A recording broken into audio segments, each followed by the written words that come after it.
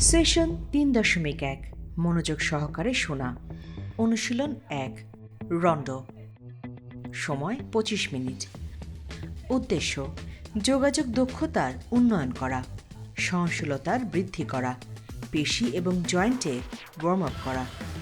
লক্ষ্য কক্ষপথ থেকে ডিফেন্ডারদের বল কেড়ে নেওয়া। নির্দেশনা কক্ষপথে দাঁড়িয়ে 5 জন খেলোয়াড় বল পাস করবে এবং অন্য 2 জন চেষ্টা করবে বলটি তাদের কাছ থেকে কেড়ে নিতে। বৃত্তের বাইরের খেলোয়াড়রা বৃত্তের লাইন বজায় রেখে বুদ্ধিমত্তার সাথে বল পাসগুলো সঞ্চালনা করবেন।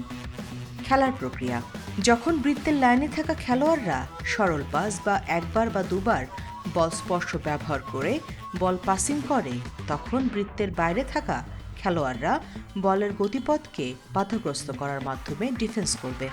যদি কোনো বল পাসিং করতে গিয়ে বলটি ডিফেন্সের নিয়ন্ত্রণে চলে যায়, অর্থাৎ ভেতরে থাকা খেলোয়াড়ের অধীনে চলে যায়, তখন সাথে সাথে ওই পাসকারী ও ডিফেন্সার যার যার অবস্থান ও ভূমিকা দ্রুত অদল বদল করবেন।